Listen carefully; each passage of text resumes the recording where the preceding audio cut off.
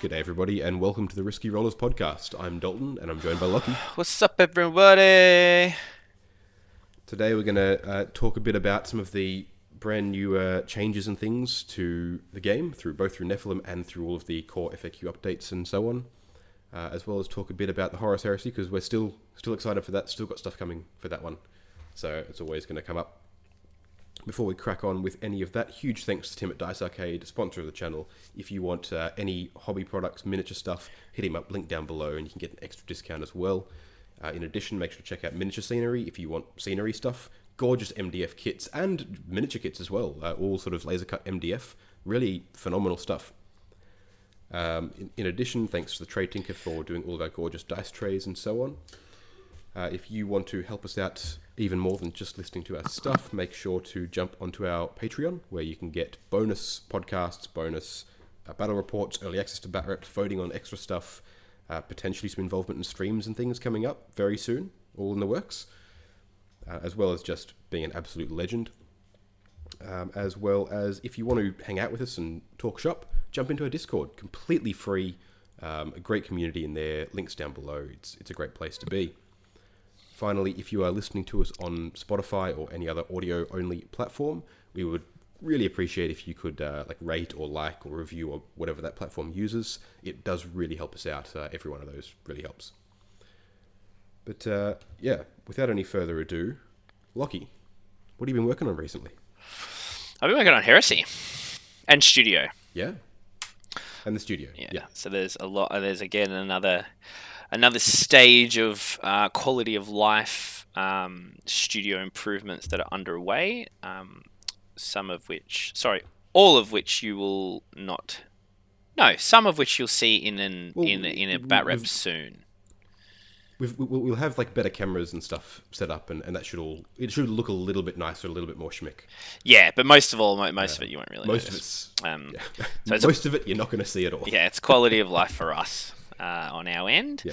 So just to make things a little bit more, user friendly. And then I've built the Kratos tank. I've built and painted 10 TAC Marines, converted a Praetor, and now I'm just waiting for arms and bits and pieces to make my assault squad and despoiler squads and my custom phalanx style breaches, which I'm really excited about. Which I'm annoyed that there's no rules for, but yeah, it'd be really cool. I'm really excited for those. Yeah, that'll be sweet as. But that's it really. Yeah. And it's been slow going. The kits have been fun to build and all that, but overall, just finding time at the moment with another baby on the way is tough. Yeah, you've got some pretty amazing stuff happening in life in general. So yeah, I can't begrudge you time for that one. Yeah. What about you, mate? But yeah. Well, I've been stuck in the old Rona ISO for a week. Yeah. So I haven't been helping with studio stuff because I haven't been able to get there. Got the old spicy cough, as it's called in the Discord. Spicy cough. that is the one. But no, I've been busy. I've painted a bunch of Heresy stuff. Painted up 10 breaches, a dreadnought. And then 5 tacks, and another 5 tacks on the painting desk at the moment. I've converted a Praetor that I was undercoating just before recording this podcast. As well as I've been doing a little bit of work on some Chaos Space Marines. I've got something like 6 Obliterators on the painting table. Nice. Which I had for GTO over the weekend, but of course I couldn't go to that, so they're just there. So you'll get to see them on the channel pretty soon. I'm keen to try out some of the new Chaos Space Marine goodness. Book's coming out soon. Yeah, I think the book's already out. It's just got to actually get a hold of one. No, it comes out this weekend, doesn't it? Does it? Yeah. Oh, sweet. It's this weekend. Yeah. It's the 10th. The 9th it comes out. I'm so, this week has put me so out of touch with just everything in general. Yeah, so, yeah. When you sit at home, it's weird. In front of a computer for 7 days straight, not doing anything. It takes you so far out of things. Yeah. It's so weird. Yeah. But yeah, I've been really busy trying out some new techniques. So I think we're both using weathering powders and things on our Heresy stuff. Yes, we are. I don't know about you, but it's my first time using pigments and pigment powders. Yeah, I used a little bit when I used to build terrain heaps when I was a kid, but I'm using them in a different way. So for the model stuff, I'm kind of using it as a way to just dust and add extra texture before sealing it, rather than Yeah. like turning it into like a paste and then letting it dry and stuff like how you're supposed to use it. So yeah, alternate methods for a different effect, which is cool. Yeah, so like I mean, I've seen it used a bunch on different YouTube tutorials and so on. It's always been talked about, and I've always wanted to sort of give it a go and see how it goes. So I picked up some MIG modeling pigment, and it's fantastic stuff. You sort of you can push it onto your miniatures, and you can really push it too. You can really like go hard with it, and just cake up the legs of them and all over the bases and things like that, and then seal it with a nice satin spray. Or a satin varnish, which you can do through an airbrush or just through a rattle can. And it just gives a really lovely sort of weathered gradient, really dusty look. And I've got a bit of a funny story regarding the satin varnish. A couple of years ago when I was working on my Tomb King's army, I went and decided to satin varnish the whole lot. For a few reasons, but I wanted to protect them. I wanted to just go that extra step with the army, because at the time it was one of the nicer ones I'd done. And I went and I bought Games Workshop specific, I think it's called Munitorum Varnish, which is actually a phenomenal satin varnish. If you're looking for a spray varnish, the nice satin finish, the Citadel one's actually really good. And then I went and found that, and I used up the entire bottle, and then I ran out. And I couldn't find any, and I went into a local G-Dub, and they didn't have any. And for whatever reason, I got it into my head that they'd stopped making any more, and they discontinued the product as a whole. Because they do that at times. They just discontinue paints or like spray cans and stuff like that. Without telling anyone. It was about the same time. I think they discontinued a couple of other sprays at the same time. I think they had a Mornfeng Brown spray, which was the spray I mainly used for the Tomb King's army to base them with. I think they discontinued a bunch of, because I think they had some base color sprays in addition to undercoats. So not primers, but just base colors. They had as sprays, and I think they discontinued all those. And so I assumed this varnish had been discontinued at the same time. And so a couple of weeks ago, when I was picking up my modeling pigments, I talked to you about which varnishes you use, and you said you were using the Vallejo satin varnish. Yeah. I'm just a big Vallejo fanboy at the moment. Like, every Vallejo product I'm picking up, it's just leaps and bounds better than any Citadel stuff that I've been using in the past. So, anyway, sorry, continue. It's good. It's good. It's really good stuff. So some of their paints, I mean, like any range, you're going to find dud paints here and there, but on the whole, they're just quality stuff. But yeah, so I was in at the hobby store picking up my modeling pigments, and I thought, well, I better get a satin varnish. And I couldn't find any of the Vallejo stuff, and I asked the gentleman in there, have you got any satin spray can varnish? And he said, I've got this thing there, I've got that thing there. And he said a couple of brands that I was a bit hesitant about the spray cans. I had some poor experience with them in the past. And then he said, and I've got some of the Citadel stuff there. And I went, I didn't think they make that anymore. So they do, and I've just spent 2 years not varnishing minis because I thought they discontinued the spray varnish I like to use. But there's so many other like decent varnish companies as well, though, but right? The finishes are different. If I start using a different finish on the same army, I then have to go back and redo all the old ones, or they'll look really weird next to each other. So I don't think, personally, from me using it, the Vallejo one doesn't change shit. Yeah, and the Citadel one doesn't really either. Yeah. So like, it's more so just the fact that if I guarantee you that if I put a Citadel satin varnish next to a Vallejo satin varnish, there'll be just enough of a difference in the finish between the two. Oh, sorry, you're saying satin. Half the army with one. You're saying satin. Yes. Yeah, of course it would be. Yes. I'm talking, in my head, I'm like, matte, bro. Like, what the hell? Yeah, satin, of course. Yeah, for sure, so it would be. So I'm like, I don't like the look of a matte varnish over minis. Oh, really? No, fuck it. I love it. Purely because like the paints themselves have a satin finish already. Yeah, I get you. And I like a little bit of that. Not really a gloss, just a nice satin. Yeah, that really does it for me. Yeah, I'm the opposite. I like that powdered, like dull look. Prefer it. Yeah. It definitely depends on what armor you're doing as well, or what color scheme you're going for. Yeah, yeah. But no, if I got two different satin varnishes, that have a different finish, and I would hate myself. So, No, fair enough. Yeah, 100%. Yeah, that would piss me off as well. Because it's leaving a mini just painted with Citadel paints, has a finish closer to the Citadel varnish than a different varnish. Yeah, so I can get that. I'll do that. Yep, fair enough. But I found that, so that's great. I know Rust-Oleum has a varnish that I haven't tried, but their spray paints are phenomenal, so I'll give it a try at some point on a different project. But yeah, so that was good fun. And I've been using that one. The new Heresy plastics are phenomenal. How have you found, like, build? You said you built a tactical squad. That's the new Mark 6 ones? Yeah, I built a tac squad, the Kratos assault tank, and a Praetor. Very nice. Oh, which Praetor did you go for? So I went the Lord of Contagion one. The big axey boy. Yeah, the big axe. But because we're world eaters, he's got a meteor hammer. So basically, what I did is I took the two chain hammer, meteor hammer with the chains connected off my rampages, two of them, cut the blade off a big axe, stuck those two. So it's kind of like he's actually got like a flail. So it's like a big staff with like a flail with the meteor hammers on the end, and then there's chains wrapped around the top to cover the connection joint. And then I put a Mark III World Eater's helmet on him. Very nice. And then such a brutal just plate for the face. Yeah, it is. So that's what I've decided I'm going to use for all my sergeants. Are going to be the Mark III helms, and then the different marks will change depending on what kind of squad.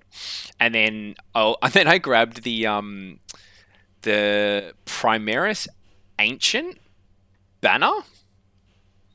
So like, is that the Primaris Ancient? Wait, is that you mean the Blade Guard Ancient or whatever? Sorry, the Blade Guard Ancient. With the skeleton on the the big skeleton on the kind of Aquila style, but it's like a rectangle. And so I was like, okay, because so much of the 40k stuff looks, the iconography is quite different from what you get in 30k, right? Yeah. So I was kind of like troping through bits and pieces that I had. I go, what's similar? And I go, okay, there's no clear like Aquilas anywhere. This is still quite dark, and it's just skulls and kind of gold-ish iconography. And then I'd shoved that on his backpack, and it looks perfect. So a few bits of bending and bits and pieces and heating and bending to try and move some purity seals around to fit the backpack and stuff. But it looks gangster. It looks really, really cool. So I'm really excited to start painting that soon. Yeah, they're fantastic kits to work with as well. But speaking of kits, so to answer your question, the model kit, the infantry kits, I mean, whatever, it's sort of the same. I actually kind of had a little bit of issues with because it's kind of like is it a trapezium? No, it's a trapezium. So in the join, there's basically like a male female kind of like shape to basically get your alignment of your arms correct. Right, the shoulders. And I'll come back to them. I love the way they're in the shoulders. Yeah, I think it's pretty cool. But what I did find is actually like a bit unsure of like when is it actually in? Is it not in? I wasn't really sure. And it took me a while to kind of figure it out exactly how it clipped together. But once I kind of got it, I was like, oh, okay, this is pretty cool. But the tank kit, that is awesome. So it took ages to build because it's a massive tank and there's a lot of pieces. But in terms of how the molds edges align, that you can't mess it up. Like sometimes you build the old kits where you kind of have to build like the left side of the tracks and then the right side of the tracks. And then the middles, and sometimes you have to build the middle in this weird way where it kind of doesn't really line up, and then you're a bit like, oh no, and if you've used super glue, then you kind of have to like weirdly bend it and muck around. And But this was just like, no, I've built multiple of the old second edition rhinos, and they all do that. Yeah. And I think Land Raiders were notorious for that because it's kind of built in the same way that this is, right? Where you have like the tracks on the left and the tracks on the right, then you have the body, and you kind of clamp them together. But how clip together, yeah. And I was really hesitant when I was reading through the instructions. I was like, oh man, this is going to be so annoying. But when you do it, this massive gap down one side next to the track. 100%. Yeah, that's what always used to happen, right? So, but that doesn't happen with this one. So you still just do it in terms of, okay, this looks like it's supposed to clip in here. Yeah, it clips in. You don't have to worry about, is it the correct angle, or like, have I, nah, you just put it how it's supposed to go, and it all just falls into place. And I was thoroughly impressed. I'm like, this is really cool. And there's a few things they've done with that kit, which seems like they've thought of the process of people magnetizing to make it easier for them. Yeah. That's something else I'll come back to as well. With, like, for example, how the sponsons connect. So how the gun actually connects to the sponson, you don't actually have to glue it. It's basically like a pin on the top and the pin at the bottom, which is actually part of the model kit. So when you want to change that out, instead of having to magnetize, you just pull those two things out, change the gun over, put the two pins back in, and it's actually part of the model. So it's cool. I take my hats off to the what do you call it? The user experience team, if there is one, in terms of how they're designing the kits, because I imagine there's obviously an art team that just does the 3D mesh or the sculpting, and then there's another team that kind of breaks it back up and designs how it's actually going to work as a kit. Kind of I imagine those two teams are different, but that team that's done the functionality part of it, it's fucking amazing. Yeah. Well, I mean, I've heard elsewhere as well that the Kratos, like the main gun, you don't need to magnetize it. You can pop them out and replace it. Yeah, you don't. Well, yeah, you've got to cut out. You got to cut. You like bevel some edges on the guns, and yeah, you don't. Like, I realized I did it anyway just to make sure over time it's not going to get sloppy. Yeah, but yeah, it's literally it's good practice. But yeah, lift up a little bit, slide it out, lift up, and then kind of come in. I love that you're making noises on an audio podcast, and I assume that you're making the motion with your hand as well. I was 100%. That no one can see. Yeah. But I mean, that's why you do the audio, right? Because then they get it. They hear an audio sound, they're like, I understand, and everyone knew before you said that I was doing movements with my hand. 100%. But yeah, so like the Dreadnought as well, all of its weapons, it has sculpted into the plastic the spots for magnets. So I'm gonna eyeball them right now and say you probably want the ideal size for magnets is probably a 1mm by 4mm round magnet. That's pretty small. And those will just... That'd be enough to hold. That'd be enough strength to hold the arm in place. Oh yeah. Okay. Also, so you'd want one of those. They're pretty strong magnets, and they're not like they're heavy bits. It's plastic. Oh, that's true. They're not resin. Yeah, right. Yeah, but you want one of those. You could put one in each side of the gun or the weapon arm bit, but you could probably do it with just one, and then another one inside the hollow bit of the arm, and you can just switch out all those weapons really easily. So it's sculpted in that you can magnetize them. Yeah, that's awesome. Yeah, and yeah, I'll second that. It's really obvious in putting these kits together, especially the tactical marines themselves. I'm really impressed with the Mark 6 tacticals. That the designers haven't just let a computer do all an AI slice.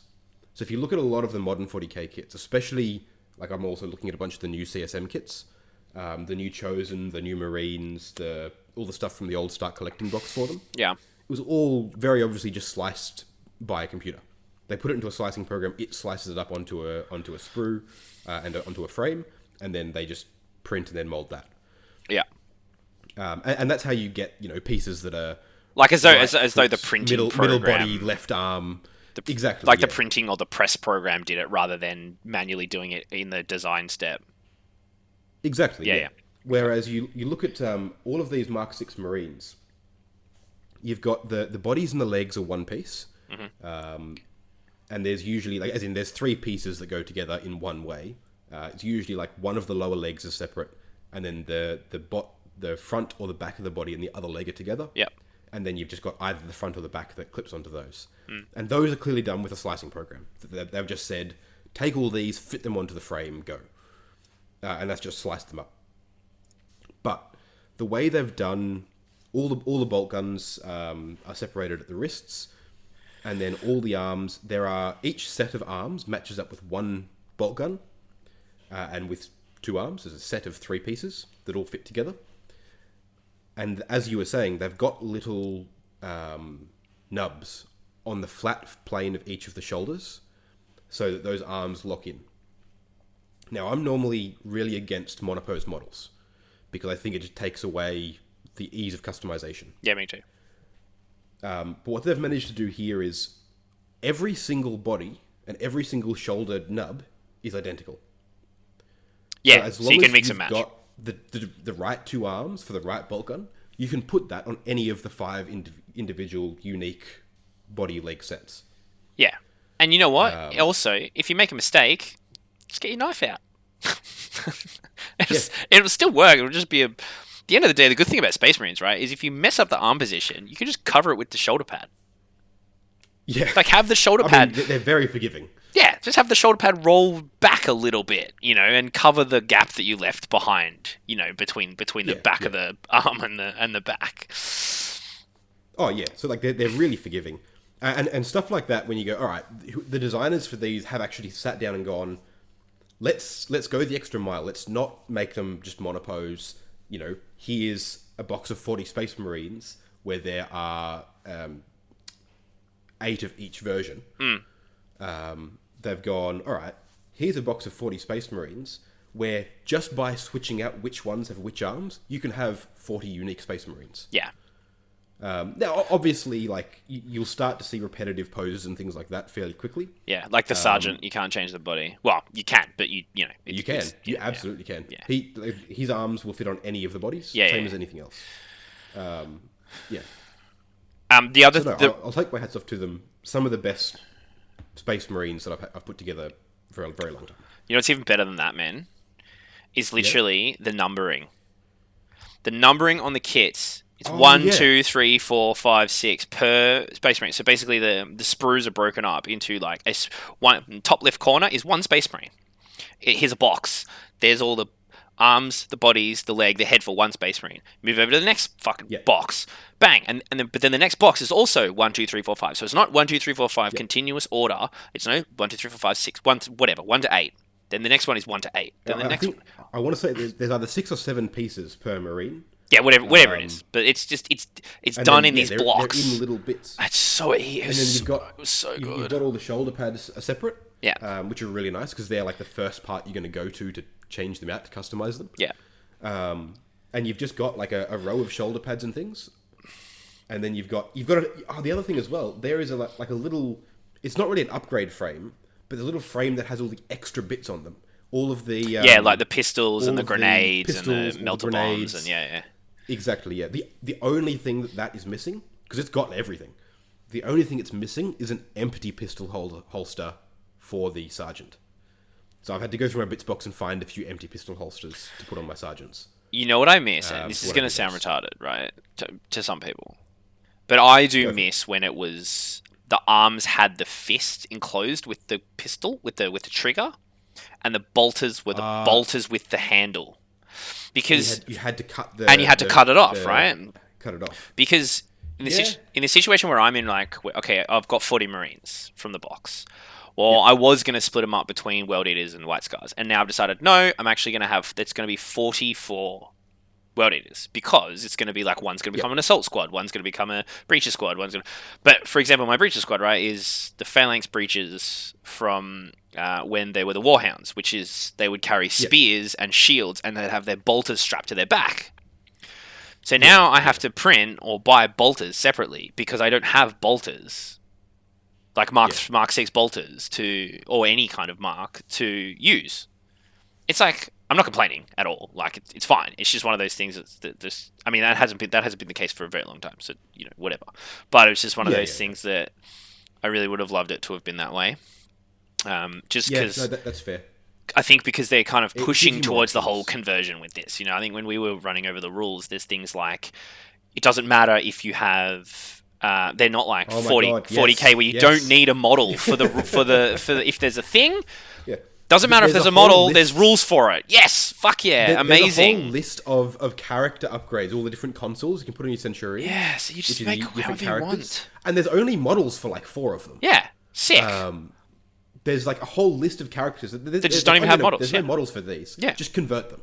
Just build them. Yeah. Have fun. Exactly. And it's so good. Yeah. None of this fucking, you can only take the things in the squad that come in one box of that squad. It's like, no, fuck that. Yeah, so because they haven't changed that with the new edition and stuff, and obviously, like, we know, for those of you who don't know, this game is not written by, the Games Workshop team. It's written by the Forge World team. It's written by different people. Yes, they're under the same banner, but for all intents and purposes, they are different companies. They are. It's a different team. Yeah, it's part of it's. Yeah, it's a different team doing it. They're not the ones that work on 40K. Yeah, the Games Workshop crew can't turn around and be like, "Hey, Forge World," they're like, "Fuck off." So and it's clearly showing, obviously, in rules design, in models design, in a lot of stuff, except their marketing and pricing. Yeah. But yeah, which is great. Overall, it's really, really good. So. But yeah, so I mean, like, on the whole, yeah, I've been super happy with these minis. I've been enjoying painting Space Marines, which is a really weird place to be. Yeah, me too. And the Mark 6 Marines are the closest Marines have ever been to true scale. And they're not bloody Primerist. It's proper Space Marines at basically true scale. Yeah. It's great. But you know what I'm just, like, losing my mind for is that if this keeps going well, like, the potential for kits to come out, like the tanks, plastic ones, just like the leaps and bounds of crazy tanks that exist in 30K, that some they don't even have models for as well, right? Yeah. And like, it was weird because I always thought when they announced Siege of Terror, we're kind of like, okay, does that mean that they're gonna just done and dusted, like Heresy's sort of dead in terms of a supporting thing, not necessarily from the game, but I mean from the narrative and the story. And then I don't know if this just went massively under the radar, but when they released the box set, they also released a book with it. They Chthonia's Reckoning. Yeah, is the book, which I should read at some point, but it's a modern, not modern, but a 2022 written story or whatever, based on the box of Imperial Fist fighting Sons of Horus, right? I haven't read it, and I haven't read any reviews or anything like that, so I don't know. My instinct is to hope that it's not another Indomitus. No, because that novel was horrific. I haven't read it either, so I'm not saying it's good or bad or anything. But my point is that they're clearly this isn't over, and like the more and more because I've gone back to now. I'm reading this now that the next Siege of Terror novel is about to come out. I've gone back to reading the first one again. And I want to get into a nice read the first 5 straight up to 6 coming out. And whatever. So, and then as I'm kind of going through it, because I just finished Scar again, and then I just finished the Slaves of New Syria, the World Eaters, the Angron Primarch book again. And the more I'm thinking about, like, there's so much they just haven't touched on. They've got so much room to keep exploring. They could even just do like a whole Great Crusade thing. About like how, like, a whole series on or different series on each legion. Maybe just start with one on, like, okay, let's deep dive into Gilman's relationship with Conor, and like how that actually was, and because it's touched on in his book a little bit, like the book about him, in terms of how the relationship was built, and then the transition. And it was in the Heresy, they only really do this for the Lion. In the Heresy series, it's a book about his origin, about how he, became who he was, and took over Caliban, and then created the Knightly. Well, didn't create the Knightly Orders, but cemented himself as leader, and yada yada, whatever. I think would be cool, like origin Primarch stories, but like really fleshed out proper in relation to their legions, and like really doubling down on character origins. Like, how did Khan become, this crazy super epic warrior, and Nathaniel Garrow, how was his life on the during the Death Guard, the relationships between, say, him and Typhon, and like, or whatever, there's just so much there to keep expanding on and to keep building. And I don't think it would be badly received. I think it would be quite positive if it's done in a way that's fleshing these things out from a character and story point of view. Assuming it's all written well and done well, which for the most part they have been. So as long as they can keep up that level of quality that they're going with them, then I think they could keep it going for years and years and years without ever slowing down. Like 30% bolter porn, 70% story and characters, right? If they built it on that kind of structure, which I think most of the Heresy books are kind of like that. There's shockingly few like just full bolter porn Heresy books. Yeah, I know. The ones that most of them are actually good. Oh yeah. The ones that are like that, I'm like, nah, fuck off. Yeah. What is it, like Battle for the Abyss and like most of the Salamanders novels and stuff like that? It's like, all right, yeah, whatever. Yeah. But can you imagine though? Like my biggest hope is that we get some plastic Mechanicum stuff. Oh yeah, they have to, because they have to. Oh mate, you have no idea what I would give for plastic Talaxi. Yeah. Plastic Talaxi would just be a loser mine. I'd be like, all right, fuck it, I'm doing Mechanicum. I'd lock myself in my room for like a month and just come out of it with like 17,000 points of Mechanicum. Look, to be honest, I wouldn't hold my breath on it anytime soon. I think they've got a lot to roll out with, for example, that was the other thing that bummed me with the kit.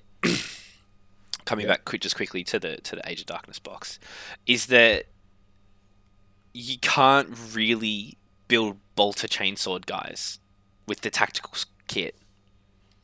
And I know the Mark IIIs have the chainswords. Yeah, so I understand they're obviously going to bring out a Mark VI despoiler kit, because that's what the data sheet is in the book, right? The despoiler squad has the chainsword and the bolt pistol, but I mean, I don't know if they'll bring out a Mark VI kit for it, because they have resin kits. I think they probably they might bring out like a melee in the same vein they have the upgrade weapon packs. They might bring out a melee weapon pack that's like, oh, here's a pack with 10 chainswords and 10 chain axes and 10 power swords. I reckon they might, because I reckon they will group like the despoiler and the assault kit into one. Because then you'll change the pose. Like, a guy holding a chainsword and a bolt pistol is not going to be standing back, like as in his body pose. He's not going to be leaning on one arm, like kind of leaning back. Do you know what I mean? I hope they do. I just don't think they will, because they have resin kits to do that. I think when you look at what they've been doing, they've been either adding like new stuff, the Kratos, the Mark VI bodies, or they've been replacing Forge World stuff, where they've taken Forge World kits out of production. Yeah, and replacing them with plastic, right? The Sakaran, the Leviathan, the Contemptor Dread, all that kind of stuff. Yeah. Whereas you can still go on there and buy the Reaver and the Despoiler squads. No, I know, but that's what I mean. In time, like, those things will get replaced. Yeah. I reckon you'll be sooner rather than later. I reckon you'll see it in the next month.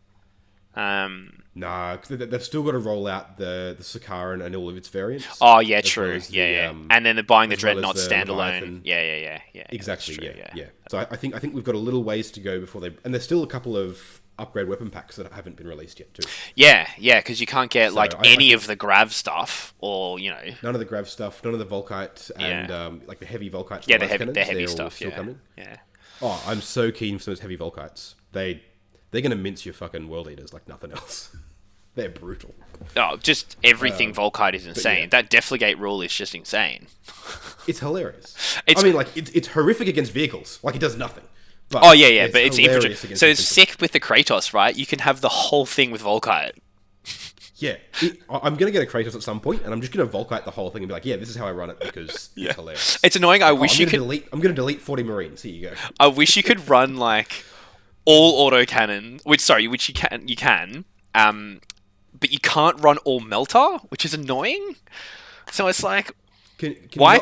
I suppose sponsor on melters. You don't have sponsored melters, and you don't have the hull melters either. So the way you do it is you'd have las cannons, right? But yeah. But it's kind of like, why can't we just have everything las, everything melter, everything Volkite, everything hard rounds? Whatever. Anyway. It's nitpicking as well. I'm not complaining. The kits, all of it is amazing. I'm such a and the new big Heresy Proteus fanboy. Land Raider's on its way as well. A new plastic Proteus Land Raider. Yeah. Oh, yeah. I'm keen for that. I've still got to build the Spartan though. Yeah, so do I. Be a big I'm waiting on doors. Like, I'm waiting on I've stuff. got doors on the way as well. Yeah, I'm waiting on... I'm waiting on Vorax, and I'll convert a Praevian, so I'll run a bunch of them with them. Yeah. And then I'm waiting on doors for the Spartan, and that's my excuse as to why I haven't built or painted it yet. That's exactly my excuse as well. Yeah. Now, if you want to get a hold of any of this plastic heresy goodness, make sure to hit up Tim from Dice Arcade. We'll hear a bit from him and be right back. dicearcade.com.au. All the biggest brands of miniatures and wargaming. Free postage over $250. Thanks for that one, Tim. And yeah, make sure to hit him up for all of your plastic heresy needs. And also, if you want to buy tickets to our upcoming Risky Rollers Open, you can do that through his web store at dicearcade.com.au. So make sure to check all of that out. So, turning away from all of our heresy excitement, which we're doing a lot more of that. I'll let you know we're testing out streaming at the moment as well. And we're going to be playing some heresy stuff on there, just in the Discord at the moment. So make sure you're in the Discord if you want to hang out with us while we do that. Yeah. But we'll be doing a bunch of that there. And there's a bunch of heresy in the Discord. We've got Death Guard, Night Lords, Iron Warriors, Blood Death Angels. Guard? Who's playing Death Guard? Someone's making Death Guard. I saw someone painting Death Guard the other day. You sure? White with green shoulders and stuff, yeah? Yeah. Okay. Yeah. Iron Warriors. I think there's another Sons of Horus player in there as well. I saw Blood Angels. Emperor's Children. Yep. Iron Warriors. Not many loyalists. There's not many loyalists. So I think the only loyalists Angels are and... Imperial Fist, Blood Angels. Oh, Imperial Fists, okay. Yeah, that's Liam. Liam's Imperial Fist, I'm pretty sure. Or someone. Nice. Yeah, we need more loyalist players. So I've got White Scars, but I mean that won't be anytime soon because I'm kind of knee deep in World Eaters and pumped about it. My problem is that like Sons of Horus and World Eaters would be the ones that I'd go for. So you're doing World Eaters, so I'm like, all right, I kind of want to do Thousand Suns, but they're another Traitor Legion. Yeah, all the Traitor Legions are cooler. Everyone knows that. They're just way cooler. Yeah, the Traitor Legions are cooler. I thought we decided on Ultramarines Word Bearers or Thousand Suns. I've considered it. Ultramarines and Blood Angels are what I'm tossing up. I thought about Imperial Fists a bit with the new yellow contrast that's coming out. Poo. Imperial Fists are the lamest legion. I just don't care. Like, yeah, they're so lame. I just don't care. They have some cool characters, but overall, the Legion and Dawn, they're just the worst. Yeah. It's and like, lame. It's yellow. Like, there. Iron Hands aren't bad. Blood Angels a bit. Yeah, but they're not really there much by the end of it. I kind of like having my stuff justified as like I could see if I'm doing two different armies, I want to be able to see them like fighting each other or alongside one another.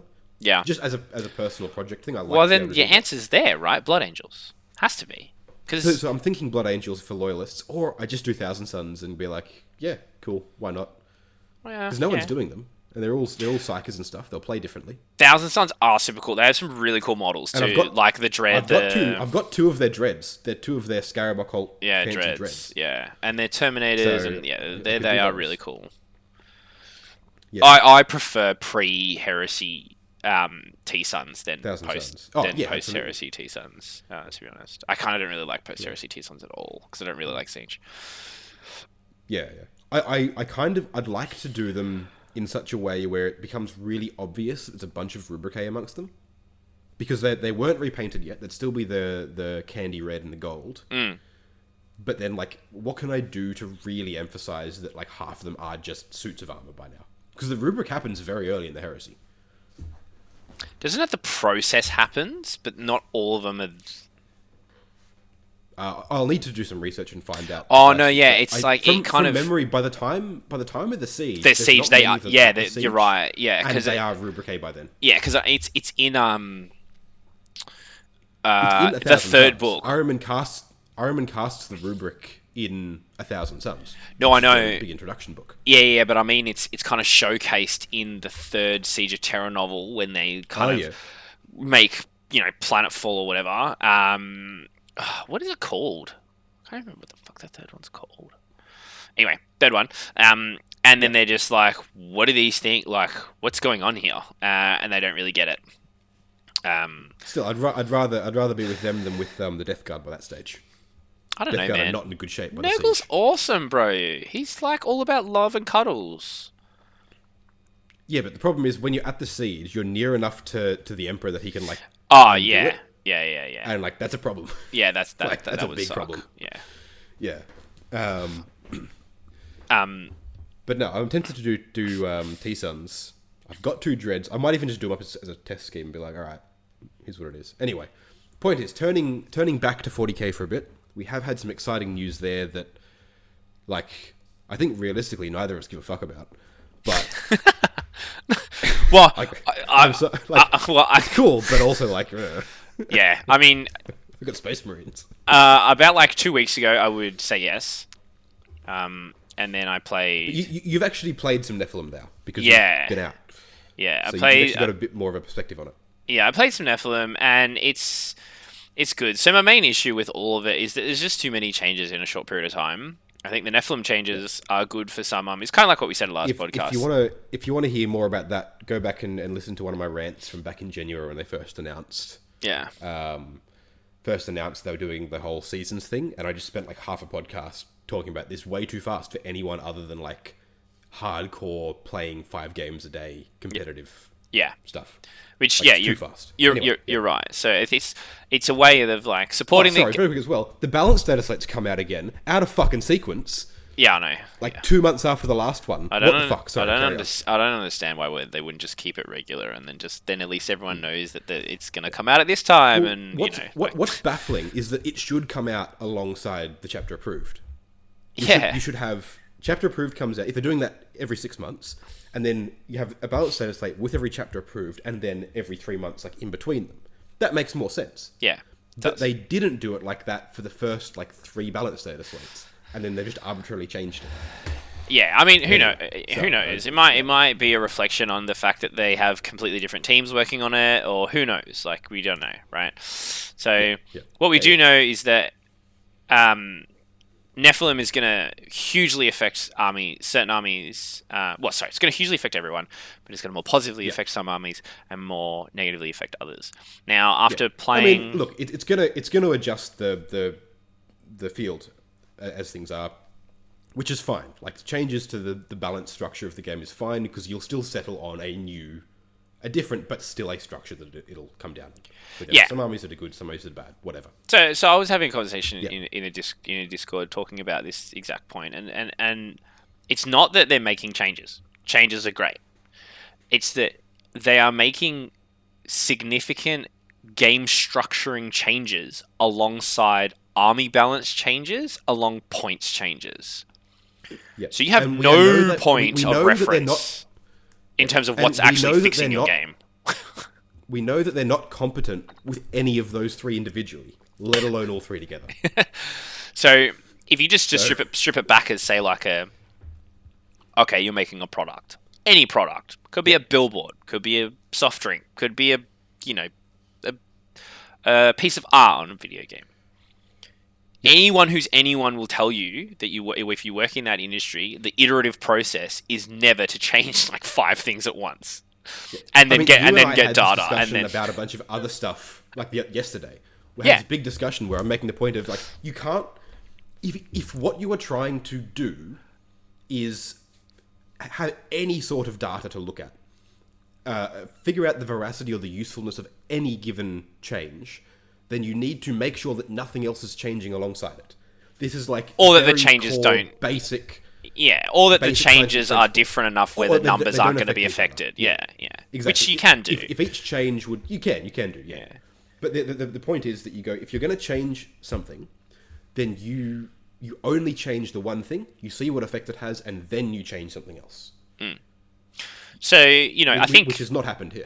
I think Nephilim is. I think the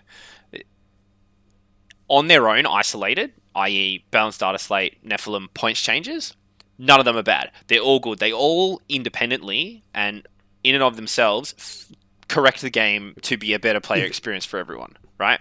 If any one of these changes were done on their own and nothing else was changed, it'd be fucking great times. That's literally what I just said. Yeah. I'm clarifying all this. Yeah.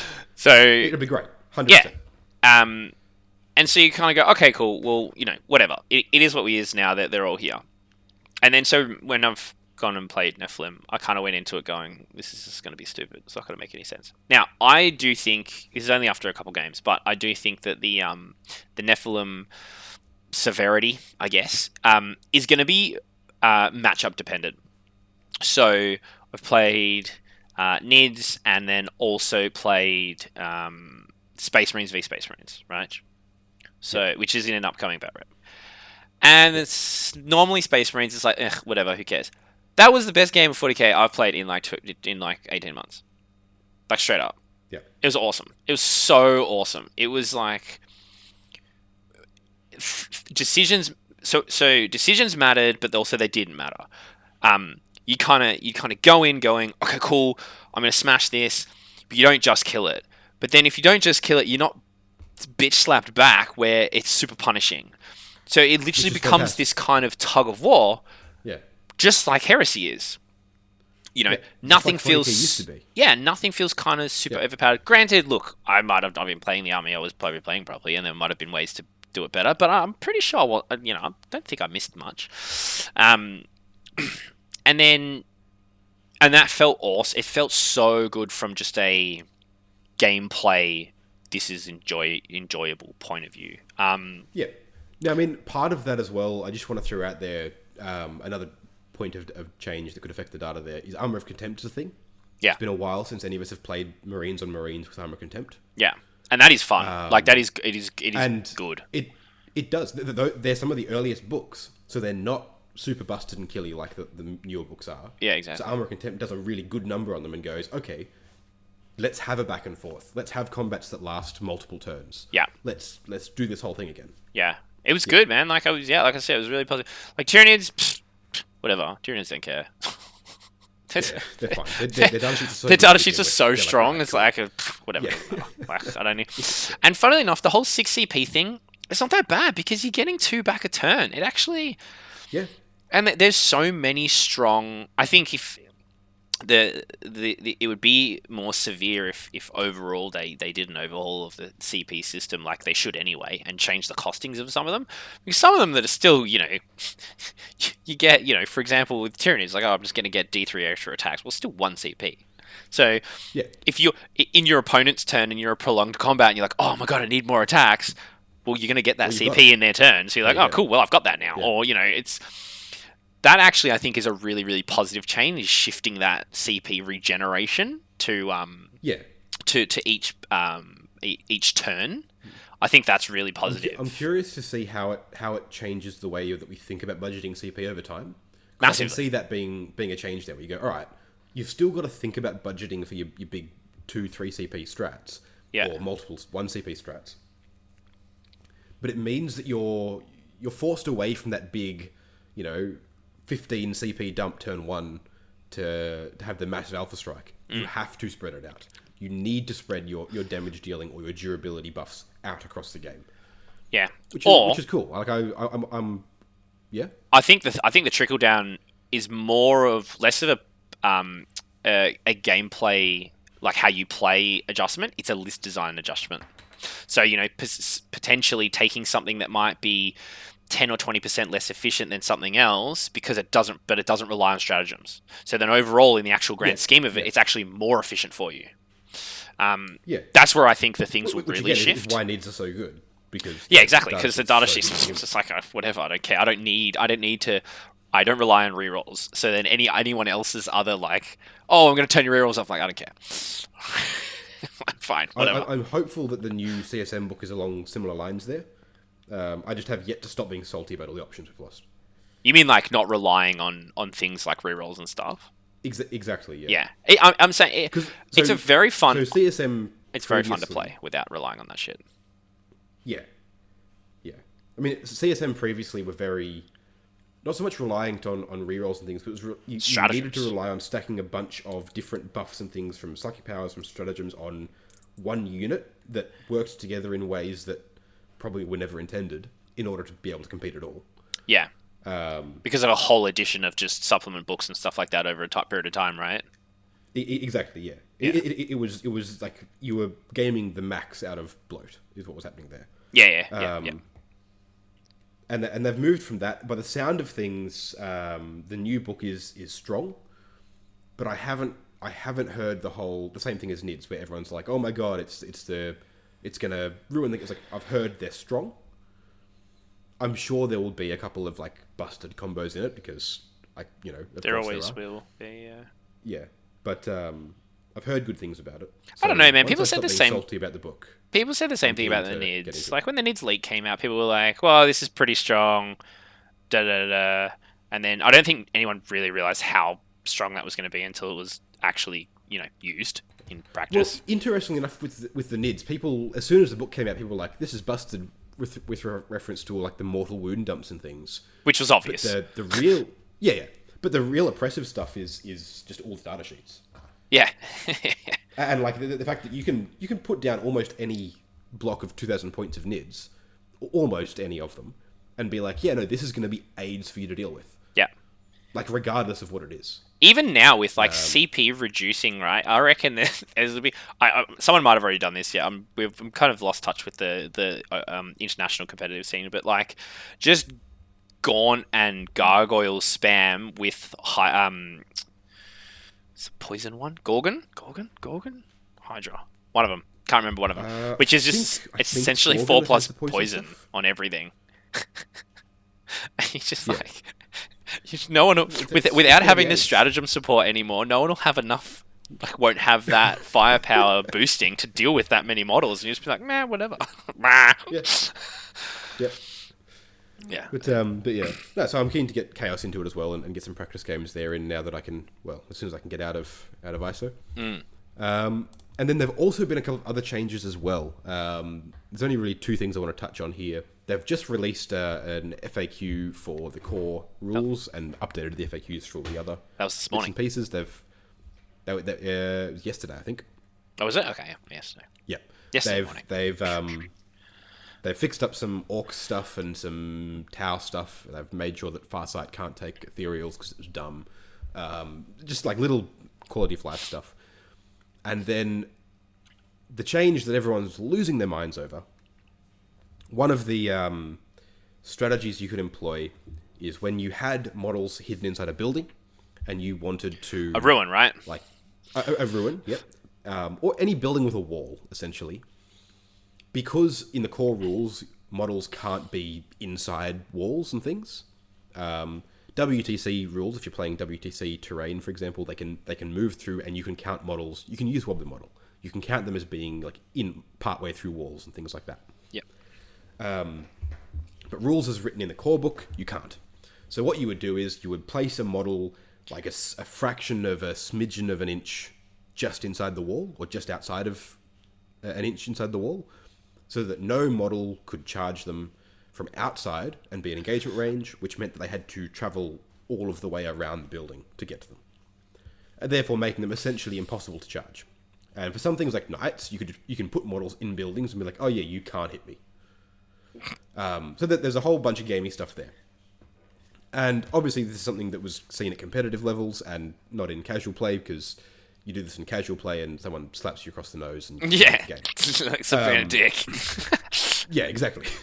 But in competitive play, it was one of those things where, like, during practice for VTC and GTO, for GTO, because VTC used WTC terrain.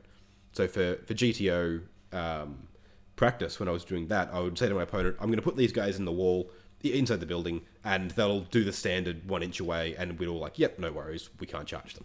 Cool, and we get on with life. It's one of those tactics that is just there. They fixed that by adding a rule to the obscuring terrain trait.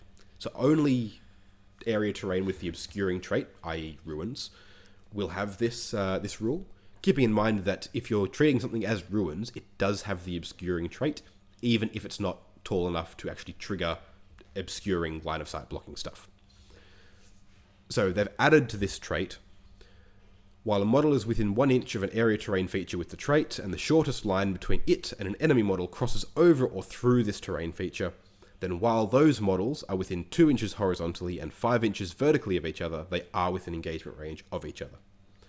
So in addition to the normal engagement range triggers, i.e. 1 inch and half an inch of half an inch, you now have an additional engagement range trigger or engagement range condition, which is 2 inches horizontally and 5 inches vertically. This is while you are on or within terrain with the obscuring trait. So, on the face of it, cool. Now you can, if you're sitting in terrain like a fraction of more than an inch back from a wall, a guy can walk up to the outside of the wall, and instead of not being able to hit you, they're like, cool, I'm now in engagement range, have a power fist to the face. Yeah. Like, cool. Makes sense. There's going to be some small jank with, like, it makes charges marginally easier now, because engagement range is a bit larger. Yeah, so everyone's just got +1 to charge if you're charging someone in obscuring terrain. Essentially, yeah. Instead of needing, your charge roll to be just under an inch less, it'll now be under 2 inches less. Cool, whatever. Not really a problem. And of course, everyone is now losing their minds because if you have a unit that is behind the ruins, and a unit charges them through the ruins, and then piles in and consolidates in a very specific and very careful manner, where they charge in through the ruins, hit them with everything within 2 inches, and then consolidate in such a way that they end up outside the ruins and more than an inch away from the models they charged. The models that were charged cannot fight back. Because they're technically out of combat. Because they're out of engagement range. Yeah, all right, this is obviously dumb, and once again, outside of competitive play, if someone tries this in casual tell play... them fuck off. Tell them to stop being a dick and give them a slap, right? You just kick them out. Fuck you, cunt. Yeah, just be like, come on, man, what are you doing? Yeah. Now, that said, at competitive play, at a competitive level, this is fair game. It's the way the rule works. Sure. Still also a dick move, even at a tournament. You'd be like, okay, all right, you're that kind of guy. You're right. Yeah, I mean, yeah, so it depends on the kind of game you're playing and stuff. But if you're playing on top competitive tables and you're seeing the opportunity to get an advantage by doing this, go for it. Like, that's the point of a top competitive table game, is to be as competitive as possible. Yeah. Find every advantage you can get out of the rules and use it. Fine. And people are losing their minds about this and going, oh, they've broken the game, they've ruined things. And it's kind of like, well, all you've done is they had a problem where you couldn't charge stuff in ruins. They fixed that problem, and they've created another problem that's going to occur far less and is several steps further through the gameplay. And it's so situational, like, based on the current game state, that, like... Yeah. You're not going to see this in 4 combats across in one turn, right? Like, exactly. It's just not going to happen. This might come up once in a blue moon. Like, it's once a tournament. And so, once a tournament, maybe. So it's one of those things where people are going nuts about it. Oh, they've broken the game. They've ruined it. Look, I'm very critical of GW's rules design team, as you would know. Yeah. As we both are. Yeah. I don't think this is something you can be super particular about. You're like, all right, cool. You could include an extra line that says, a unit charged in this way, if at the end of the pile consolidates out of engagement range, may make a pile in and then fight as if they were still within engagement range. Something like that could fix it. Not a problem. Yeah. But I can't really... I don't think this is an example of egregiously terrible game design. I think this is an example of them fixing some bad game design with a rule that has then created another far less likely to occur very situational problem. Which you could argue is bad game design, but... So it definitely is, but it's hardly not as the egregious worst as many other things. As far as fixes go that cause other problems, I'm fine with this. I'm like, cool. Yeah. Yeah, at least you won't be able to stop people from getting you into combat and stuff. Yeah, and that's the thing. Like, yes, it does create a slight problem, potentially, but that problem is several steps further down the line past the original problem. Yeah. So you're able to play more of the game before you encounter a problem. Yeah, of course. Yeah. So, yeah. That said, something that I do want to bring up from this, unless you've got any more thoughts on this particular one? Nah. I mean, look, to be honest, I didn't even notice that. I even read it wrong. I was just like, hold on, has engagement range just now turned to 2 inches? Like, I was just like, what? That's crazy. They've just given you a whole extra rank of combat. And then we were talking about it. It's like, no, that's not what they've done. I'm like, oh, okay. I'm like, whatever. Yeah. So, something else that I want to bring up very briefly, and this is just as a game design thing that I think I'm not happy with. So in a couple of balanced data slates ago, they made all of the upgrades for Imperial Guard squads free.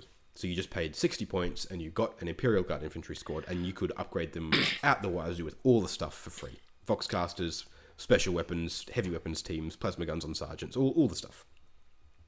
Cool.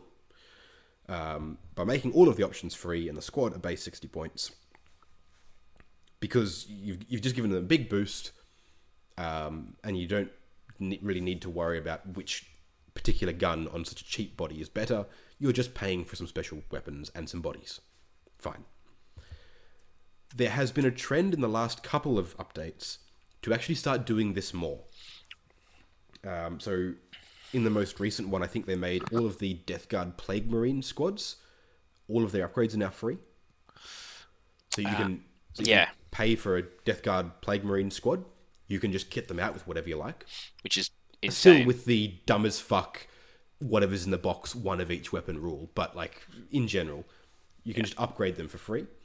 Just fucking stupid. Yep. You can do it with Armored Sentinels now, I think, as well. I think Rubric, like Cult Marines, now have the same thing. All their upgrades are free. And so on. Like, I think there's a couple other examples of this around that I'm just not recalling off the top of my head. So, the problem I've got with this, when you essentially make all of the different weapons and upgrades and things cost the same thing, i.e. nothing, or if you made them all cost 1 point, or all cost 10 points, or anything like that, you give them all the exact same value of nothing. You are giving up any possibility to balance these, because there are going to be some of them that are just better. Like, I presumably, as a Death Guard player, you'd be able to look at the Plague Marine datasheet and go, well, there's 3 of these which are amazing, and then 2 of these which are actually better just to have bulk gun Plague Marines with. Yeah, of course. Right? Or some variation thereof. Yeah. There are better and worse options. Of course. And so, what this reads like to me is that whoever's doing the balancing for them has essentially just given up on actually balancing the weapons for them. Yeah. And they've gone, all right, the bodies cost this much, and you can do what you like for the weapons. Yeah. And you can argue, well, they're including the cost of efficiency of the weapons in the cost of the bodies. And I'm going, but you're not. But they're not all equal, so it doesn't work. Because they're not different. Yeah. Because they're not equal, exactly. Yeah. Now, obviously, Games Workshop aren't very good at balancing with points. And we're well aware of this. But I would argue that this is them not trying to balance with points. Well, it's also, is it a typo, right? As soon as you... Sorry? Is it an error? Because initially... The fact they're doing it over so many different things, I doubt it. Yeah, because originally when the whole Plague Marine one came out, everyone was like, wait, is this an error like it was last time? Like, because originally it came out with the Raveners. And then everyone was like, this is stupid. Like, this is fucked. Because of just how strong all those, the datasheet was. Upgrades are. Yeah. And then like, oh, no, it's supposed to be pointed. Oh, okay, cool. Yeah, no worries. And then... But see, that's the thing, is because they've made the Imperial Guard squads like that intentionally, and I think they even mentioned it in one of their articles, that, they're now free. You can get no. So that one was, there was no argument on it, right? That one was real clear. Yeah. So when the Plague Marine one came out, everyone, especially in all the Death Guard groups that I'm in and stuff, everyone was like, is this legit? And people were like, nah, we think it's a thing. And then heaps of them just started like contacting Games Workshop, be like, guys, is this legit or is this not legit? Like, we need to, please let us know. And they had like shows. The FAQ. And this was people were posting, screenshots of like them talking to Games Workshop, going and showing their answer. I'd be like, no. It's all included in the cost price, but then it was like, but it wasn't like a senior design team member. It was like, who actually answered this? Because, they've done that before where they've had the wrong person answer a rules question and it's been someone else or whatever, which is also just like, how? But whatever. And on a thing like Sentinels, Imperial Guard, I can understand they'd just be doing it, throw them a bone. But on the Plague Marine one, I'm like, why? Yeah. Like, that just makes Plague Marines like really, really strong. Yeah. Like really strong. Yeah. And I mean, for Rubric as well. Yeah. for cult troops in general. And you see that and you go, well, the problem I've got is it's not just them being bad at balancing things with points. It's just this is them voluntarily saying, we're not even going to try to balance these things, which are obviously differently valued. Yeah. We're just not going to bother. Yeah. Like, I get if they said, okay, we're going to make flails of corruption 5 points and maces of contagion 2 points, and you can look at those those profiles and go, that's fucking stupid. That's one thing if they get it wrong. This is just, they're just not even trying to point them. Well, as well, because it's not consistent, right? So, for example, if you were to go, okay, guard is whatever 6 points a model, and all this stuff's free, then your next step isn't Plague Marine, but maybe cultist, right?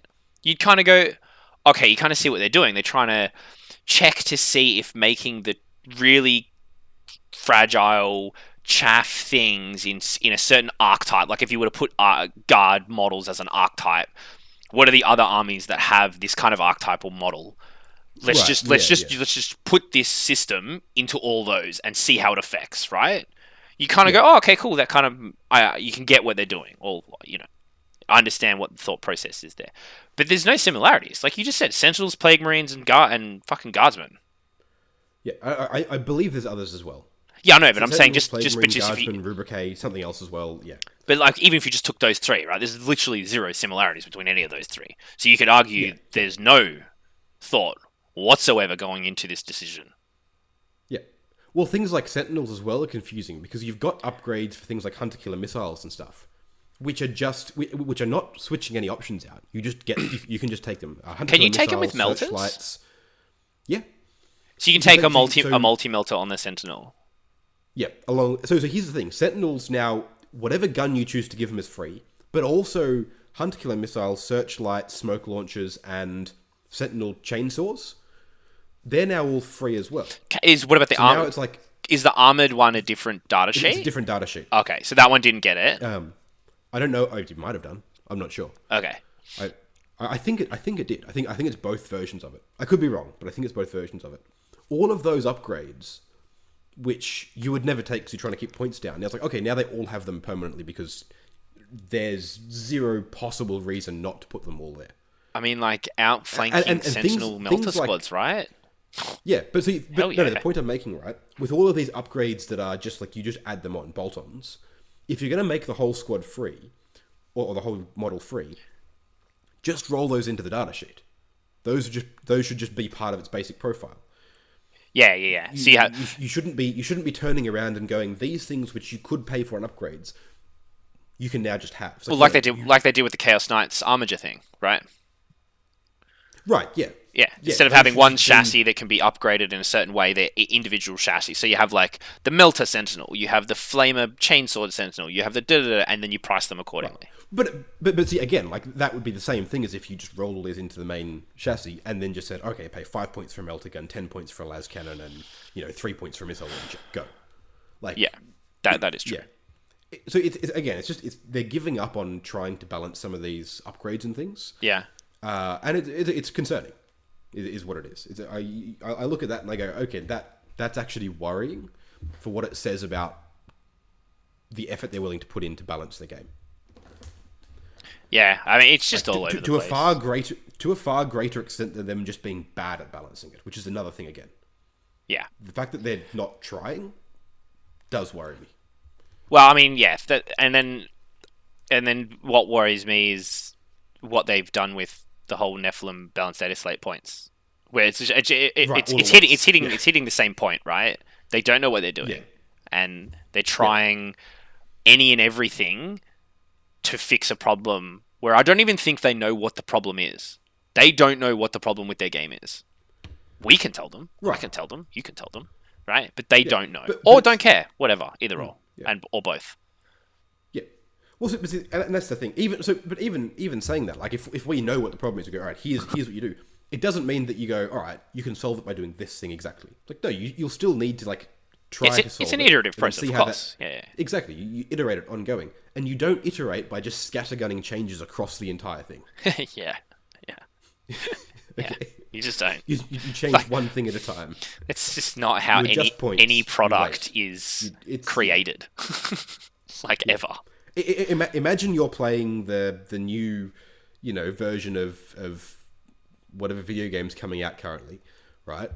And then for the third DLC down the road, they just like entirely rewrite the core engine of the game, and entirely changed entirely change all the skins in it, and entirely change the graphics engine they're running it on. Yeah. And it's a good point. I mean, because that's what they've done, and that's what my issue with the Balanced Dating Slate and Nephilim and all was just like, you're just playing a completely different game now. Oh, and then they've also said, okay, now instead of carrying 3 different guns in your inventory, you're just constantly holding and firing all 3 of them at once. Go. That's what's happened here.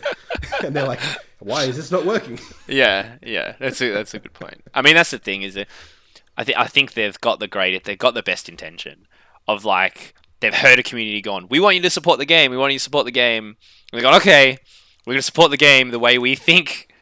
We think the way you want the game to be supported, instead of going, let's support the game like a game should be supported, like any product should be supported. Why didn't they just call up Valve or Blizzard or Naughty Dog or anyone? Even EA has supported games fucking better than Games Workshop. It's like, surely someone at Games Workshop can get a contact at EA and be like, hey guys, how do you guys roll out your patches? Yeah. we notice your design team is hated slightly less than ours. Yes, yeah. How do we take a leaf? That? Yeah, I mean, look, we've said this heaps, that obviously 9th edition is a bit of a whatever edition prepping for 10th, and there's a lot of rumors that are already floating around about 10th and stuff like that, and if 10th is announced around the December time, looking towards like a Q1 2023 release, my drive for 40k is probably going to be a 1 out of 1,000, because it's just cooked, man. Like it's just hard. Like I just don't understand. Like you just what on top of their business model. The 3D print issue, which we've spoken about at great length previously. Like, I do not understand what they are doing. I can't see their model having a future. If I was an investor, I would be like, and maybe they do know. Like, maybe they actually give them memos and tell them their projections of all the like business planning and what they're going to do. I don't know, but I would be like, what is their plan to tackle the 3D printing market? Because you just they're charging for stuff that's just like, what the actual fuck are you guys doing? Yeah, I mean, at the end of the day, it comes back to they're trying to sell a product, which is this ongoing game and so on, and they're not doing a good job of supporting the product, which is making the product worse. And they're going to try and keep selling it. Well, on top of overcharging for it when you can have just as equally quality product for literally 1/10 of the price. So why? I mean, look, we've talked about the whole overcharging thing to death before as well. But at a core business concept, it's like, all right, a business can set their prices at whatever they want, and you can't say it's immoral for a business to charge for their own product. I'm not saying it's immoral. I'm saying it's stupid. No. Yeah, it's dumb as fuck. But but it's a decision they can make. But the fact that they're then turning around and going, well, we're not going to manage our product in a way that we want, in a way that will encourage people to continue participating in it or continue purchasing it, is baffling. Because at the end of the day, they are a business, and they do want to make money. Yeah. And they're actively making the product they're trying to sell harder to get into, less accessible, and just worse. And it's confusing. Yeah. Well, I think that's the point, is it's confusing, as you say, because there's 5 steps backwards for half a step forward. And that's what all they've done through 9th edition. It started with like 3 or 4 big leaps forward with like the first couple books and their approach to engaging with community and stuff, and then it was just like a little step forward, back step, little step forward, back step, back step. Even the rules design and game design stuff is weird. Like, because you've got like the changes to the missions were great, and then they've just ruined it with all the secondaries and stuff, and then they made all the points free in Nephilim, which is something people have been saying for years. Oh, you mean the points update? Yeah. Yeah. And then they've gone and just made the rest of it cooked. It was like, why? Like, Yeah. It's weird. The mission ones there too. are clearly like individuals who are working in the team or in the group that know what to do, and that are trying to make things happen. Oh, I reckon they've just gotten lucky, bro. I don't reckon anyone knows what the fuck they're doing there. Like, straight up. Like, literally not... No one... I don't think anyone in a position of control over the team knows what they're doing. I think there are individuals in the team who can say, what if we did this? And they might put out 5 suggestions, and then one of them actually makes it into production or use. Yeah. And that's where you get well-designed missions. That's where you get stuff like points updates becoming free. That's where you get, like... Every balanced data set that comes out that we read through, there's always, like, 1 or 2 rules in it that we turn around and go, that's actually a really well-done rule. Yeah. And then there's 5 of them that are just cooked. Yeah, well, we were just saying one before about the whole CP regen process is awesome. Right, yeah. But I do think that, like, in a lot of those, personally, I don't think that's actually them going... I reckon that's just a byproduct of getting lucky by changing so many things. It could be. It could be. Like, it's not a hill I'll die on. It very well could be. Yeah, and it's a shame. Like, I was sitting here being, like, kind of a little bit negative, like, poo-poo Games Workshop, whatever, but it's because we give a fuck. Like, we want it to be better, and it's shown signs that it can be better, and that it was, you know, on a path to be this kind of new golden era of, you know, Warhammer 40,000 and da-da-da-da, and then it was just like, man, crash and burn. That'd be great. Like, yeah, exactly. And that's the thing. I don't want to be negative about it. But, you know, if you like something, then you criticize it when it needs it. Like, Yeah. So, look, I mean, but, we'll see how a few of these video games come out, because if those flop as well, fuck. I don't know what they're doing. They're going to be in real strife. If Darktide doesn't come out and kill it, people are going to be pissed. I mean, look, though, on the bright side, Heresy. I mean, Heresy's fucking awesome. Heresy's great. Because it's not because it's not a Games Workshop product. It's a fucking Force product. It's awesome. But so look, I think we'll wrap up there. 40k is in a weird place. Yeah, I'm keen to play more and see how it shakes out, but it's not looking in the best of spots to start with. Yeah, but Heresy's looking great. That's great fun. We're gonna be doing. Gonna having so much Heresy stuff coming out. We're probably working on that. Working towards a 50-50 as well.